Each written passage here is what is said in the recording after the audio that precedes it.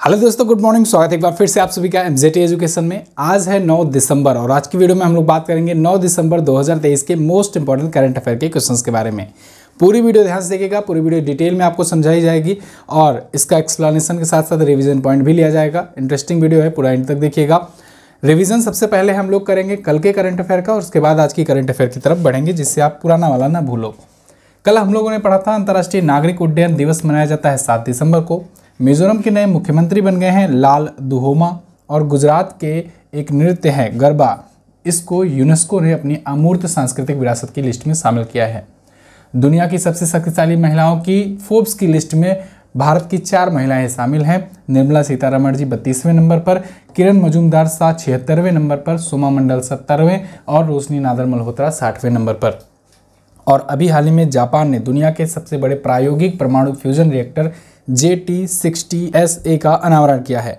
Time magazine ने 2023 के लिए एथलीट ऑफ द ईयर घोषित किया है लियोनेल मेसी को, और वहीं भारतीय मूल की मीरा चंद को, जो कि एक उपन्यासकार हैं, इनको सिंगापुर का सर्वोच्च कला पुरस्कार दिया गया है। टाइम मैगजीन ने पर्सन ऑफ द ईयर अपना चुना है टेलर स्विफ्ट को। और पूर्व राष्ट्रपति रामनाथ कोविंद जी द्वारा अभी हाल ही में नए भारत का सामवेद नाम से पुस्तक का विमोचन किया गया है। ये पीएम मोदी के भाषणों पर आधारित है। S&P की ग्लोबल 2022 बीमा रिपोर्ट में LIC दुनिया भर में इंश्योरेंस कंपनियों में चौथे सबसे ज़्यादा वैल्यूएशन के साथ चौथे स्थान पर है। ये टॉप 10 करंट अफेयर के क्वेश्चन थे कल की वीडियो से, जिनका आपने किया है क्विकली रिवीजन। बात करेंगे आज की करंट अफेयर की, लेकिन उससे पहले इसकी क्विज और PDF कहाँ मिलेगी? ये मिलेगी आपको MJT ऐप पर। MJT ऐप पर जाइए, यहाँ पर फ्री में PDF, फ्री में क्विज का फ़ायदा उठाइए। सभी दिनों का डिटेल PDF MJT ऐप आपको गूगल प्ले स्टोर पर मिलेगा। शुरू करते हैं पहले क्वेश्चन से। पहला क्वेश्चन मोस्ट इंपॉर्टेंट, दिसंबर 2023 में ब्रिटिश ब्रॉडकास्टिंग कॉरपोरेशन, इसका नया अध्यक्ष किसे नियुक्त किया गया? अच्छा, आप आजकल देख रहे हो ना, दुनिया भर के शीर्ष पदों पर, यहाँ तक कि बहुत सारे देशों के प्रधानमंत्री, राष्ट्रपति जैसे पदों पर भी भारतीय मूल के लोगों का दबदबा बढ़ता जा रहा है लगातार। BBC, जो कि बहुत पुराना न्यूज़ एजेंसी है, बहुत पुराना मतलब 1922 में ये स्थापित हुआ था। अब देखो 100 साल से ज़्यादा हो चुके हैं। कई बार ये कंट्रोवर्सी में भी रहता है, इसकी जो रिपोर्टिंग वगैरह रहती है, लेकिन अब इसका जो अध्यक्ष नियुक्त किया गया है ना, वो नियुक्त किया गया है समीर शाह को। समीर शाह ये भारतीय मूल के हैं, भारतीय मूल के ब्रिटिश नागरिक हैं और ये होंगे अब BBC के नए अध्यक्ष। ठीक है, BBC यानी ब्रिटिश ब्रॉडकास्टिंग कॉरपोरेशन। BBC के द्वारा बहुत सारे पुरस्कार वगैरह भी दिए जाते हैं, आप सुनते होंगे BBC athlete of the year, sport of the year. ठीक है, तो BBC वही है, ब्रिटिश ब्रॉडकास्ट कॉरपोरेशन एक न्यूज़ एजेंसी है और यहाँ पर भारतीय मूल के मीडिया कार्यकारी हैं और यहाँ पर 40 साल के आसपास में इनका अनुभव है BBC में काम करने का, समीर शाह का। तो ये वैसे तो जन्मे थे औरंगाबाद में 1960 में, लेकिन ब्रिटेन आ गए थे, तब से वहीं पर हैं। अभी 2023 की शुरुआत में BBC की एक डॉक्यूमेंट्री आई थी, इंडिया द मोदी क्वेश्चन। इसको 2-3 एग्जाम में पूछा भी जा चुका है जब से ये आई हुई है, क्योंकि बहुत ज़्यादा कंट्रोवर्सी उठी थी और इस डॉक्यूमेंट्री को लेकर के विवाद हुआ था खड़ा, क्योंकि इस डॉक्यूमेंट्री में 2002 में हुए गुजरात दंगों में PM मोदी के इन्वॉल्वमेंट को लेकर के यहाँ पर बात करी गई थी।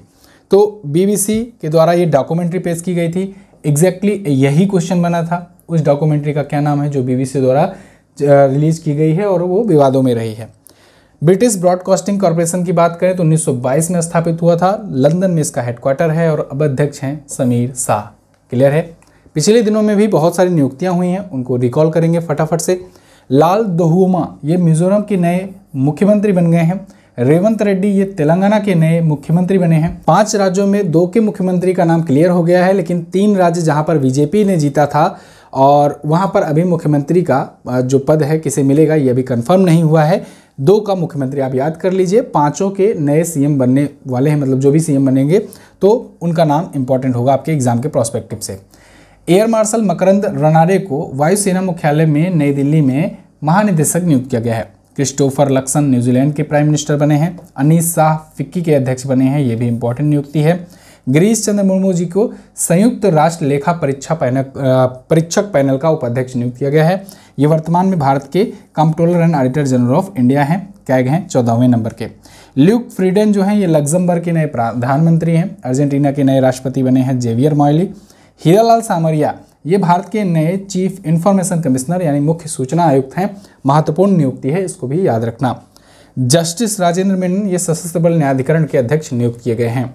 आगे, हाल ही में निम्न में से किसने केंद्रीय मंत्रिपरिषद से इस्तीफा दे दिया? देखो, जब अभी 5 राज्यों का चुनाव हुआ था ना, विधानसभा चुनाव, तो इसमें बीजेपी ने एक बहुत बड़ा दांव खेला था।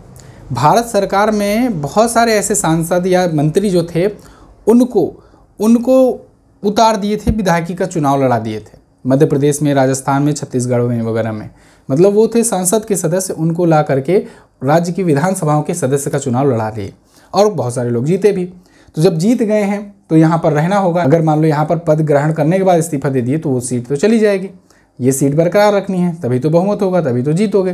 तो जब ये सीट बरकरार रखनी है तो वो वाली सीट छोड़नी पड़ेगी, क्योंकि जब भी मैं आपको पॉलिटी में पढ़ाता हूँ कोई भी पद के बारे में, तो ये जब बात आती है ना योग्यता वाली, तो योग्यता में सबसे पहली लाइन आती है वह भारत का नागरिक हो। इसके बाद नीचे वाली होती है ना, पागल दिवालिया ना हो, और इसके बाद फिर किसी लाभ के पद पे ना हो। तो जो किसी लाभ के पद पे ना हो उसमें ये आ जाता है कि वो किसी और पद पर ना हो, यानी अगर वो सांसद है तो वो विधायक नहीं बन सकता। जब विधायक का शपथ लेगा उससे पहले संसद का पद छोड़ना पड़ेगा, या किसी भी विभाग में है वो, तो वो कोई भी लाभ ना उठा रहा हो भारत सरकार का, ठीक है। तो एक बार में एक ही हो सकते हैं जी। अच्छा, तो ये इनमें से बहुत सारे ऐसे नाम आए हैं जिन्होंने इस्तीफा दिए समय समय पर, लेकिन केंद्रीय मंत्रिपरिषद से किसने किसने इस्तीफा दिया है ये क्वेश्चन बना है। तो इसमें है नरेंद्र सिंह तोमर जी, इनका नाम तो आपको जरूर याद होगा, कृषि मंत्री थे अभी तक, अब नहीं है। प्रहलाद सिंह पटेल जी, रेणुका सिंह सरुता, उपरोक्त तो सभी। तो ऐसे बड़े नाम हैं, धीरे धीरे चीज़ें क्लियर होंगी। अब आगे मंत्रालय भी दिए जा रहे हैं, किसी को अतिरिक्त प्रभार दिया जा रहा है, किसी को नया मंत्रालय दिया जा रहा है। ये चीज़ें धीरे धीरे जैसे जैसे क्लियर होती जाएंगी मैं रोज़ आपको बताता जाऊँगा, और फिर अपडेटेड एक वीडियो ला करके पूरा नई जो भारत सरकार की लिस्ट है उसे जारी करूँगा, आपको मतलब बताऊँगा। देखो, भारत सरकार का जब बात किया जाए तो इसका मतलब ये नहीं कि संसद में जितने भी जो पार्टी है उसके विजेता पार्टी नहीं। भारत सरकार का मतलब जितने उसके मंत्रिपरिषद में जितने सदस्य हैं वही भारत सरकार चला रहे हैं ना, वही तो सरकार चला रहे हैं भाई। जो मंत्री हैं और जो राज्य मंत्री हैं, जो राज्य मंत्री अतिरिक्त प्रभार हैं, वही सब तो सरकार चला रहे हैं, तो वो सरकार कहे जाएंगे, ठीक है ना। बाकी सब संसद के सदस्य कहे जाएंगे। फिलहाल यहाँ पर ये 3 बड़े नाम को देख लीजिए। इन्होंने अपना इस्तीफा किसको दिया ये भी पूछा जाएगा। इस्तीफा किसको देते हैं मंत्री? ये राष्ट्रपति को देते हैं, ठीक है ना, केंद्रीय मंत्री है तो राष्ट्रपति द्रौपदी मुर्मू जी को दिया और इन्होंने ये तत्काल प्रभाव से स्वीकार भी कर लिया। अब बात करते हैं, जब ये पद छोड़े अपना तो कौन उनका पद रिसीव किया, मतलब अतिरिक्त प्रभार के रूप में कौन अब संभालेगा? तो केंद्रीय मंत्री अर्जुन मुंडा जी जो हैं, जो कि जनजातीय मामलों के मंत्रालय के अभी विभाग देख रहे हैं, उनके साथ साथ ये कृषि और किसान कल्याण मंत्रालय भी देखेंगे अतिरिक्त प्रभार के रूप में, ठीक है जी। तो अर्जुन मुंडा जी अब कृषि मंत्री भी होंगे, ठीक है। कृषि राज्य मंत्री शोभा करंदलाजे जो है, इनको मौजूदा विभाग के अलावा खाद्य प्रसंस्करण और उद्योग राज्य मंत्री का प्रभार सौंपा गया। राजीव चंद्रशेखर जी को इनके मौजूदा विभाग के अलावा राज्य जल शक्ति मंत्री का, मतलब जल शक्ति का राज्य मंत्री का प्रभार दिया गया है। डॉक्टर भारती प्रवीण पवार को जनजातीय मामलों में राज्य मंत्री का प्रभार दिया गया है, ठीक है ना। तो ये सभी चीज़ें, मतलब ये लोग अतिरिक्त प्रभार के साथ अब ये भी देखेंगे, ठीक है। आगे समझ में आ रहा है ना, अपना मंत्री पद छोड़े और उसके बाद फिर जो बाकी हैं उन्हीं में से किसी को अलग अलग प्रभार दिया गया। अभी कौन कौन लोग इस्तीफा दिए थे, कहाँ कहाँ जो चर्चे में आए थे उसको देख लेते हैं। उदय कोटक ने कोटक महिंद्रा बैंक के एमडी और सीईओ पद को छोड़ा। अनंत माहेश्वरी माइक्रोसॉफ्ट इंडिया के अध्यक्ष पद से इस्तीफा दिए। दीपक पारेख ये 46 साल बाद एचडीएफसी बैंक के चेयरमैन पद से इस्तीफा दिए। किरण रिजिजू ये केंद्रीय कानून मंत्री पद छोड़े थे, अभी याद होगा। आगे, हाल ही में फाइनेंशियल टाइम्स द्वारा किस बैंक को बैंक ऑफ द ईयर पुरस्कार से सम्मानित किया गया? तो फाइनेंशियल टाइम्स के द्वारा बैंक ऑफ द ईयर के पुरस्कार से सम्मानित किया गया है फेडरल बैंक को। फेडरल बैंक भी एक बहुत पुरानी बैंक है, तो इसको अभी सम्मानित किया गया है यहाँ पर बैंक ऑफ द ईयर के पुरस्कार से, ठीक है। फाइनेंशियल टाइम्स द्वारा इसे सम्मानित किया गया है। अभी एक ऐसा सिमिलर क्वेश्चन मैं बताता हूँ, आरबीआई को बैंकर ऑफ द ईयर के नाम से सम्मानित किया गया है। तो आरबीआई को जो सम्मानित किया गया, एक तो वो अंतर्राष्ट्रीय संस्था द्वारा सम्मानित किया गया है। दुनिया भर के जो केंद्रीय बैंक हैं, सेंट्रल बैंक्स हैं, उनमें भारतीय जो सेंट्रल बैंक है या कहें कि रिजर्व बैंक ऑफ इंडिया, इसको सम्मानित किया गया था। यहाँ पर जो था ये फाइनेंशियल टाइम्स द्वारा, जो कि यहाँ की न्यूज एजेंसी है, उसके द्वारा यहाँ पर सम्मानित किया गया है, ठीक है ना। तो फेडरल बैंक जो है ये बैंक ऑफ द ईयर पुरस्कार पाई हुई है इस साल के लिए। फेडरल बैंक की बात करें तो 1931 में स्थापित हुआ था। कोच्चि केरल में हेडक्वार्टर है। इसके एमडी और सीईओ वर्तमान में हैं श्रीनिवासन साहब, श्याम श्रीनिवासन। ठीक है, अगला, हाल ही में आरबीआई की मौद्रिक नीति समिति की कौनसीवीं बार रेपो रेट को 6.5% पर अपरिवर्तित रखा गया? तो दोस्तों एमपीसी की अभी बैठक हुई थी और पांचवी बार, लगातार पांचवी बार 6.5 पर ही रहने का, मतलब कोई चेंज ना करने का फैसला लिया आरबीआई ने। आरबीआई की मौद्रिक नीति समिति यानी कि मॉनेटरी पॉलिसी कमेटी, इसकी बैठक होती है और इसी बैठक में मॉनेटरी पॉलिसी रेट्स डिसाइड किए जाते हैं।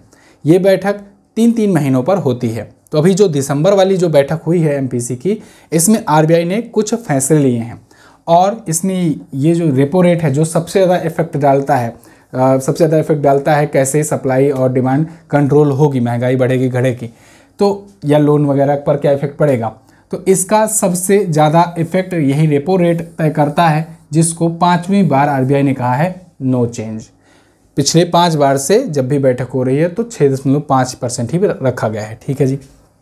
एमपीसी की आर्थिक अनुमानों में ये भी कहा गया है कि वित्तीय वर्ष 2024 के लिए, वित्तीय वर्ष उस दिन मैंने समझाया था ना, 1 अप्रैल से 31 मार्च तक का जो साइकिल होता है वो फाइनेंशियल ईयर होता है भारत में।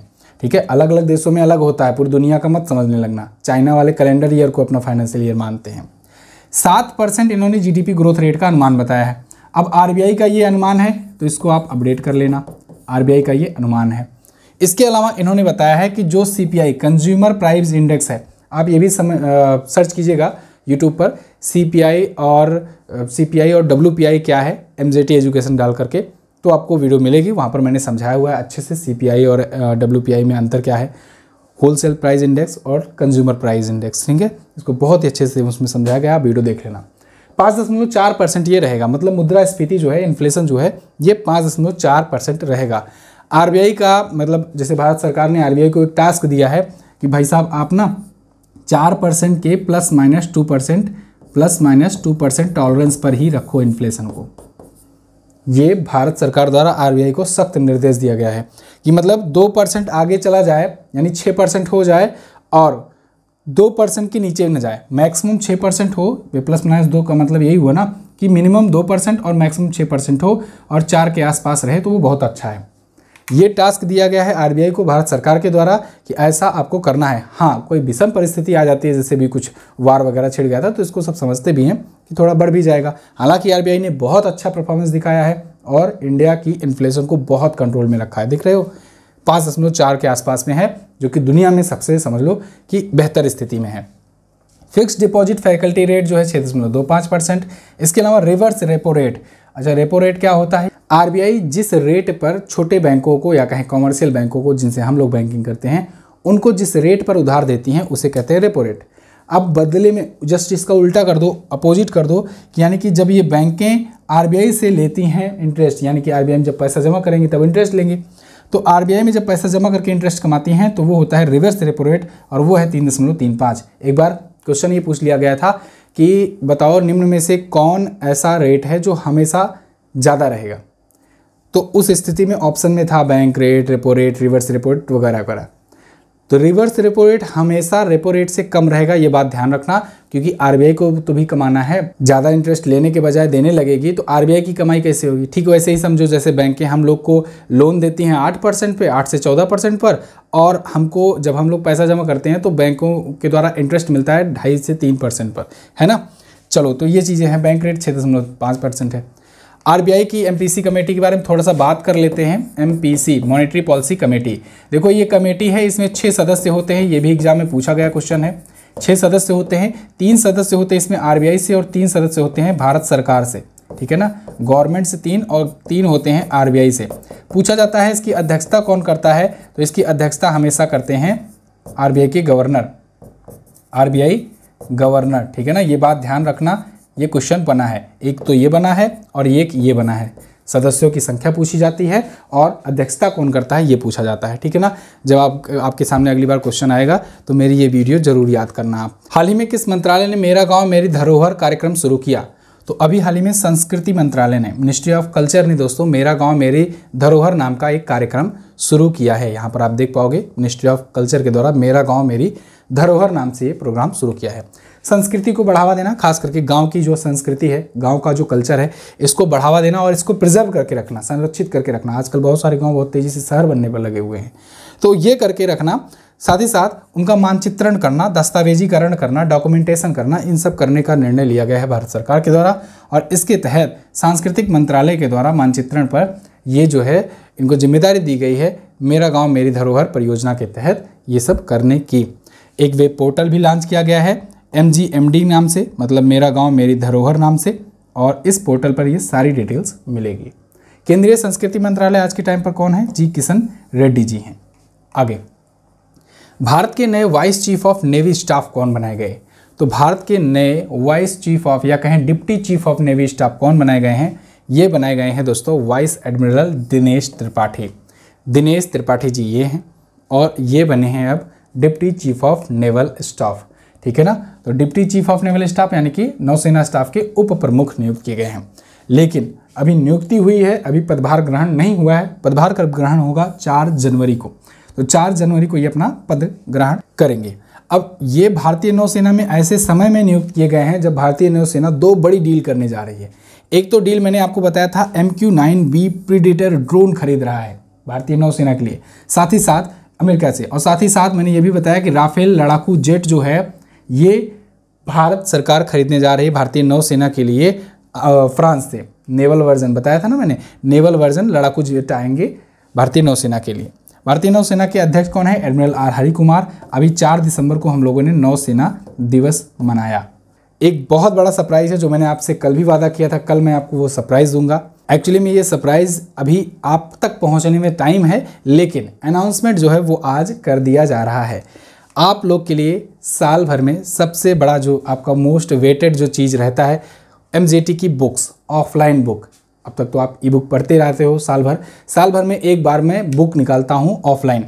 तो ऑफलाइन बुक बिल्कुल आपका समझो पहुँचने वाला है आपके पास तक। छपाई के लिए 2 दिन पहले ही दे दिया जा चुका है। सारा कुछ मैं आपको बताऊँ इस बार ना, क्योंकि इस बार तीसरी बार बुक आने जा रही है, अपनी पुस्तक आने जा रही है, तो तीसरी बार 2 बार से सीख लेते हुए बहुत ज़्यादा इस पर ध्यान दिया गया है। और मैं पर्सनली पिछले दिनों में मैंने आपको कई बार हिंट भी दिया था, बहुत बड़े प्रोजेक्ट पर हम लोग काम कर रहे हैं।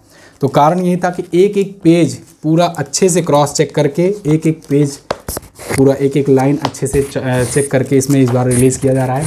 ये वो फोटोकॉपी है जो बुक छपाई से देने से पहले फ़ोटोकॉपी लेकर के इस बार पेन से चेक किया गया, जिससे एक भी पर्सन की कोई गलती ना हो। हाँ, एक चीज़ और है, 2 दिन पहले मैंने यहाँ पर इसको छपाई के लिए दे दिया है, तो कुछ चीज़ें हैं जो अभी जैसे आने वाले अपडेट्स हैं वो आपको उसमें नहीं मिलेंगे। जैसे कि मैं मान लूँ कि अभी मिज़ोरम के नए मुख्यमंत्री बने, है ना, तो मिज़ोरम में कौन सी पार्टी जीती है ये तो मैंने उसमें दिया हुआ है, लेकिन मिज़ोरम के कौन मुख्यमंत्री बनेंगे ये नहीं दिया गया, क्योंकि ये अभी 1-2 दिन में अनाउंस हुआ है। मैंने ये जो 5 राज्यों के जो चुनाव के रिजल्ट आए, यहाँ तक इंतज़ार किया कि रिजल्ट आ जाए उसके बाद छपाई के लिए दिया जाए। इसके लिए भी 2-3 दिन मैं इस तरह रुका रहा उसके लिए, और हालांकि उसके लिए लेट भी हुआ, लेकिन फिर भी रुका रहा, क्योंकि जिससे रिजल्ट आ जाए और वो भी चीज़ें कंटेंट उस पर मिल जाए। तो मतलब पूरा फ्रेश और अपडेटेड कंटेंट अब तक आएगा। 5 राज्यों के उसमें चुनाव के भी हैं नतीजे, ठीक है ना। तो यहाँ पर देख पाओगे 5 राज्यों के विधानसभा चुनाव, कौन जीता, कैसे जीता, कितनी पार्टियाँ, कितनी सीटें, क्योंकि यहाँ से डेफिनेटली क्वेश्चन तो बनना है ना। और सीएम है, सीएम मैं आपको याद करा ही दूंगा। तो ये बुक आने वाली है। अब बात आती है ये ऑफलाइन बुक है, मिलेगी कैसे, कहाँ पर मिलेगी, क्या चीज़ें होंगी। आने वाले दिनों में धीरे धीरे सब कुछ आपको पता लग जाएगा। फिलहाल अभी के लिए इतना जानूँ आप, ये बुक जो है अभी आने में 2-3 दिन का टाइम लगेगा, क्योंकि कम से कम 7 दिन लगता है छपने में, ठीक है। इतने भारी मात्रा में अगर छपा रहे हैं तो 7 दिन छपाई में लगता है, फिर बाइंडिंग होती है, बहुत सारा प्रोसेस है उसका, है ना। तो वो चीज़ें आएंगी। अभी 2 से 3 दिन आप मान कर चलो, आज 9 तारीख है ना, तो आप ये मानकर चलो 11 तारीख से आप बुकिंग करना स्टार्ट कर सकते हो। 11 तारीख से आपको अमेज़न वगैरह पर ये मिलना शुरू हो जाएगी। ऑफलाइन नहीं दे पाऊँगा कोई दुकान पर जा कर के, है ना, क्योंकि यहाँ पर दुकानों पर जाने पर मतलब सब तक रीच नहीं हो पाएगी, और मैं ये चाहता भी नहीं हूँ कि किसी एक दुकान पर ले जा कर के सब रख दूँ तो केवल उसी एरिया को वो कवर कर पाए, ठीक है ना। अब ऐसे ऑनलाइन रहता है तो फिर कोई उड़ीसा से ऑर्डर कर रहा है, कोई कर्नाटका से कर रहा है, कोई बिहार से, कोई हरियाणा से, कोई मध्य प्रदेश, कोई उत्तर प्रदेश, मतलब हर जगह से लोग ऑर्डर कर सकते हैं ऑनलाइन अवेलेबिलिटी होने के कारण। तो इसलिए ये ऑनलाइन ही रखा जाएगा, लेकिन ऑफलाइन बुक है, पुस्तक है, पुस्तक आप लेकर के पढ़ सकते हो हाथ में, ई बुक नहीं, ये बात ध्यान रखना। तो बस इंतज़ार कीजिए, आगे आने वाले 1-2 दिनों में आपको बहुत सारी अपडेट्स दी जाएंगी। कैसा चल रहा है, क्या चल रहा है, और 2 दिन में तो आना तय है। ठीक है, इस बार मैंने इस चीज़ को छिपा कर रखा ये करके कि अब एकदम बिल्कुल जब आने को एकदम रेडी हो जाएगा तब आपको बताएंगे। तो अब समझ लो आधा छपाई हो गई है, आधा छपाई और हो रही है, और ये आपको जल्द ही मिलने वाली है। ठीक है, आगे हाल ही में सर्वश्रेष्ठ व्यक्तित्व दिव्यांगों के सशक्तिकरण के लिए किसको राष्ट्रीय पुरस्कार दिया गया? तो ये पुरस्कार दिया गया दोस्तों प्रशांत अग्रवाल जी को। यहाँ पर राष्ट्रपति द्रौपदी मुर्मू जी ने ये पुरस्कार दिया है प्रशांत अग्रवाल जी को। ये पुरस्कार मिला है सर्वश्रेष्ठ व्यक्तित्व दिव्यांगों के सशक्तिकरण के लिए, यानी दिव्यांगों को सशक्त बनाने में जो सर्वश्रेष्ठ व्यक्तित्व रहा है इस पद का, इस काम के लिए, उसके लिए ये राष्ट्रीय पुरस्कार दिया गया है। ये द्रौपदी मुर्मू जी ने दिया है, और प्रशांत अग्रवाल वर्तमान में ये नारायण सेवा संस्थान के अध्यक्ष हैं। दिव्यांगजन सशक्तिकरण विभाग के द्वारा ये आयोजित किया गया था और इन्हें ये अवार्ड दिया गया है। क्लियर है? 2017 में प्रशांत अग्रवाल को राजस्थान सरकार द्वारा एक और अवार्ड मिला था, कौन सा? सर्वश्रेष्ठ सामाजिक कार्यकर्ता पुरस्कार। ये भी मिला था इनको, और अब इनको ये भी मिला है। आगे कुछ पुरस्कार और सम्मान है जो मैं रिवीजन करा चुका हूं आपका, इसलिए आगे बढ़ूंगा। आज जो लोग नए आए हों वो स्क्रीनशॉट ले लेंगे। आगे बढ़ते हैं। 8 और 9 दिसंबर को कहां पर वैश्विक निवेशक शिखर सम्मेलन आयोजित किया जाएगा? तो 8 और 9 दिसंबर यानी कल और आज ये वैश्विक निवेशक शिखर सम्मेलन ग्लोबल इन्वेस्टर समिट जो है देहरादून उत्तराखंड में आयोजित की गई। इसका उद्घाटन पीएम मोदी जी ने किया। उत्तराखंड में 8 दिसंबर को उद्घाटन हुआ, और ये फॉरेस्ट रिसर्च इंस्टीट्यूट जो है ना देहरादून में, एक क्वेश्चन तो यहीं से बनता है, आपसे पूछा जाएगा वन अनुसंधान केंद्र कहाँ पर है? भारतीय वन अनुसंधान केंद्र तो कहाँ पर है? देहरादून में है, याद रखना। तो वहीं पर ये ग्लोबल इन्वेस्टर समिट जो है इसका आयोजन किया गया था। इसकी थीम क्या रखी गई थी इस बार की समिट की? Peace to prosperity. क्या? Peace to prosperity. तो उत्तराखंड ग्लोबल इन्वेस्टर समिट में उत्तराखंड में कौन कौन से लोग इन्वेस्ट करना चाहते हैं, ऐसी इच्छा के साथ बहुत सारे निवेशक आएंगे, बहुत सारे इन्वेस्टर आएंगे, जैसे मैंने आपको यूपी इन्वेस्टर समिट बताया था, है ना। और उत्तराखंड इन्वेस्टर समिट के को प्रमोट करने के लिए पुष्कर सिंह धामी जो कि यहाँ की सीएम हैं, ये अभी यूपी भी आए थे और मुंबई भी गए थे। मतलब ये जगह जगह जा करके अब बोल रहे थे कि अपना ग्लोबल इन्वेस्टर समिट आने वाला है, होने वाला है, तो जिनको जिनको इन्वेस्टमेंट करना है, जो भी बड़े बड़े उद्यमी हैं, वो आकर के इन्वेस्ट यहाँ पर करें। ठीक है, तो उत्तराखंड ग्लोबल इन्वेस्टर समिट जो है ये आयोजित किया गया। आगे हाल ही में लॉन्च हुई पुस्तक जेबा एन एक्सीडेंटल सुपर हीरो, इसको किस अभिनेत्री के द्वारा लिखा गया है? तो इसको लिखा है दोस्तों हुमा कुरैशी ने। हुमा कुरैशी आप ज़रूर इनको जानते होंगे, ये बॉलीवुड एक्ट्रेस हैं। इनकी पहली उपन्यास आई हुई है, नॉवेल आई हुई है, जेबा एन एक्सीडेंटल सुपर हीरो। ठीक है, तो इनका ये पहला है उपन्यास, लेखिका के रूप में अब ये उभर रही हैं और हीरोइन तो हैं ही। तो इनका ये पुस्तक है, इन्होंने अभी बेंगलुरु लिटरेचर फेस्टिवल के 12वें संस्करण में लॉन्च किया है इसे। पिछले दिनों में कौन कौन सी पुस्तकें आई थी? अभी रिसाइलिएंट इंडिया आया था, पुष्कर सिंह धामी ने जिसका विमोचन किया। वेलकम टू पैराडाइज आया था ट्विंकल खन्ना की। मैपिंग ऑफ द आर्काइव्स, इसको प्रोफेसर रमेश चंद्र गौड़ और विस्मय बसु के द्वारा लॉन्च किया गया। थ्रेड बाय थ्रेड सत्य सरन की पुस्तक थी। दो पलकों की छाँव में डॉक्टर हेमा जोशी की पुस्तक थी। Kashmir the partition trilogy Manreet Sodhi Someshwar की थी। द ऑटोबायोग्राफी ऑफ गॉड, ये लीना कुमार की पुस्तक थी, ये पूछा जा सकता है आपसे। अमृत माथुर की पुस्तक आई थी पिच साइड। आगे निम्न में से किसे संयुक्त राष्ट्र ग्लोबल क्लाइमेट एक्शन अवार्ड से सम्मानित किया गया? तो दोस्तों अभी हाल ही में संयुक्त राष्ट्र यानी कि यूनाइटेड नेशन के ग्लोबल क्लाइमेट एक्शन अवार्ड से सम्मानित किया गया है COP28 समिट में। COP28 समिट कहाँ पर चल रही है? बिल्कुल याद होना चाहिए, यूएई में हो रहा है, बहुत इंपॉर्टेंट है, ध्यान रखना। तो वहाँ पर मिशेल जाराटे पोलोमैक को और सेबेस्टियन मावेरो को, इन दोनों को सम्मानित किया गया है इस अवार्ड से, यूएन ग्लोबल क्लाइमेट अवार्ड से। ठीक है, UN global climate action award इनसे सम्मानित किया गया है। तो देखो अब मैक्सिको से हैं मिशेल जाराटे और केन्या से हैं सेबेस्टियन मावेरा। क्लियर है? अभी ये COP28 समिट जो चल रही है दुबई में, यहीं पर ये दिया गया है। कुछ और जो समिट, या जैसे कि मैं बात करूँ COP33 समिट, ये कहाँ पर हो सकता है? भारत ने इसमें रुचि जताई है, तो भारत जो है इसकी दावेदारी पेश कर रहा है, हो सकता है ये भारत में आयोजित हो। तो होगा तो बहुत इंपॉर्टेंट बात होगी। ये कब होगा? 2028 में होगा। ठीक है ना। अच्छा, समिट की बात आ ही रही है, कुछ समिट रिकॉल कर लेते हैं। जैसे अगर मैं कहूँ G20 कहाँ हुआ था, तो आप कहोगे इंडिया में, ये तो पता ही होगा, करंट अफेयर पढ़ते हो हल्का सा भी, तो ये तो ज़रूर पता होगा। G7 कहाँ हुई थी? तो ये हुई थी जापान में। कहाँ पर? जापान में। याद रखना जापान के हिरोशिमा में हुई थी। अगर पूछा जाए ब्रिक्स कहाँ पर हुआ था, ब्रिक्स इस बार एक्सपेंशन भी हुआ है, तो ये आप बताओगे साउथ अफ्रीका में, सऊदी अरब मत बोल देना, साउथ अफ्रीका में हुआ था। अगर पूछा जाए एससीओ की समिट कहाँ पर हुई थी, तो भी आप बताओगे इंडिया में हुई थी, इंडिया ही इसकी मेज़बानी किया था। और जैसे कि मैंने आपको बताया COP28 कहाँ पर हुआ, COP28 आप बताओगे यूनाइटेड अरब अमीरात में हुआ। क्लियर है, ये प्रमुख समिट हैं जो बहुत बड़े बड़े समिट हैं, इनका आयोजन आपको याद होना चाहिए। तो ये थे टॉप 10 करंट अफेयर के क्वेश्चंस। आई होप आपको वीडियो पसंद आई होगी। अगर पसंद आई है तो इसे लाइक शेयर करिए। व्हाट्सएप चैनल पर आपको लगातार अपडेट्स भी दिए जाते रहते हैं, साथ ही साथ यहाँ पर मैं वन लाइनर भेजा करता हूँ। वन लाइनर क्वेश्चंस जो है बहुत इंपॉर्टेंट है, आप वन लाइनर पॉइंट में रिविजन कर सकते हो दिन भर का, जो यहाँ पर पढ़े हो वन लाइनर फॉर्मेट में 1 मिनट में रिवीजन कर सकते हो। ये वन लाइनर दोपहर से शाम के बीच में आता है, तो आपका बेहतरीन रिवीजन हो जाता है कि जो सुबह में आप वीडियो देखे रहते हो। तो आप इसको जरूर ज्वाइन करो, लिंक आपको डिस्क्रिप्शन में मिल जाएगा। टेलीग्राम ग्रुप जो है ये भी आप ज्वाइन कीजिए, टेलीग्राम चैनल का लिंक डिस्क्रिप्शन में है। यहाँ पर डिटेल वाली PDF भेजी जाती है, जो बड़ी वाली PDF होती है क्लासेस वगैरह की। कल मैंने आपसे क्वेश्चन पूछा था डॉक्टर भीमराव अम्बेडकर जी को किस वर्ष भारत के सर्वोच्च सम्मान भारत रत्न से सम्मानित किया गया, तो 1990 में। यूपी के फिरोजाबाद नगर जो है ये किसके लिए प्रसिद्ध है, फिरोजाबाद जिला, तो कांच की चूड़ियाँ के लिए ये फेमस है।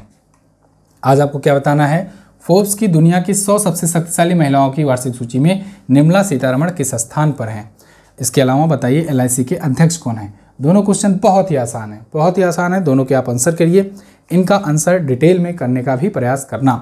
इसकी क्विज PDF आपको मिलेगी MJT ऐप पर, और हमारी बुक कहाँ पर मिलेगी ये आने वाले दिनों में आपको बताया जाएगा। ठीक है, थैंक यू सो मच, मिलेंगे अगली क्लास में, तब तक के लिए नमस्कार, जय हिंद, वंदे मातरम।